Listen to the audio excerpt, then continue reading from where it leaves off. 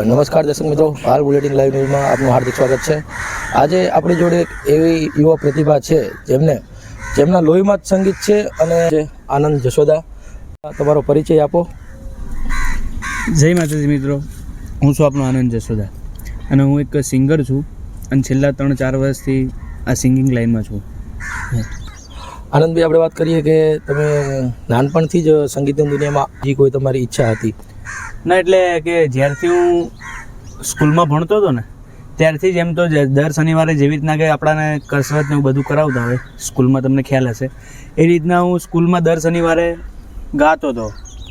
તો મને એમ તો ગાવાનો શોખ તો બચપનથી જ એમ। જ્યારે મને થોડીક સમજણ આવી 16-17 વર્ષનો થયો ત્યારથી મેં મારા પપ્પાને અને મારા ભાઈને વાત કરી હતી। તેમને કીધું વાંધો નહીં કે આનંદ, તું તારી રીતે મહેનત ચાલુ રાખ ને અત્યારે ચાલે છે ધીરે ધીરે, એમ પ્રોગ્રામો આવે છે, બધું આવે છે।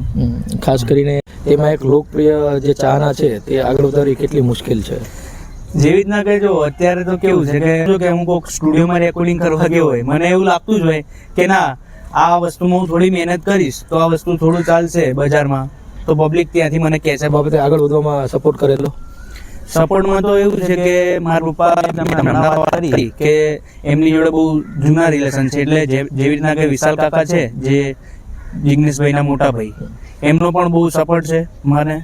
એટલે દરેક જગ્યાએ એમ તો હું જિગ્નેશ કાકા જોડે જોઈને બધું સાંભળી ગયું છું ખરો, પણ વિશાલ કાકાએ તો મને એમની જોડે સ્ટેજ પ્રોગ્રામમાં બધે ગવડાવ્યું છે, એ રીતે બધું કરાવ્યું છે, એમનો સપોર્ટ બી છે। જ્યારે જિગ્નેશભાઈ જેવું એક મોટું નામ તમારા પરિવારમાં છે તો તેમની પાસેથી તમને શું કંઈ શીખવા મળે છે?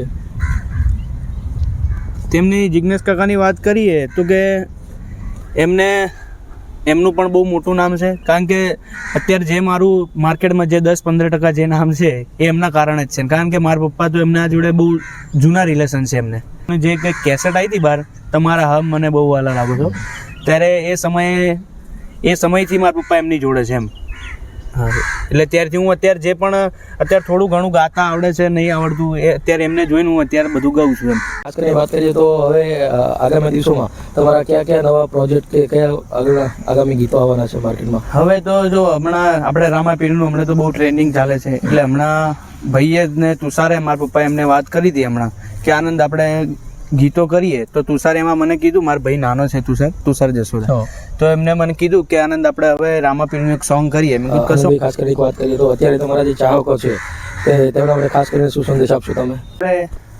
મારા ચાહકોને ખાલી એટલું કહેવા માંગુ છું, જેટલો પ્રેમ તમે અત્યારે મને આપ્યો છે એટલો હવે આગળ આપતા રહેજો એમ।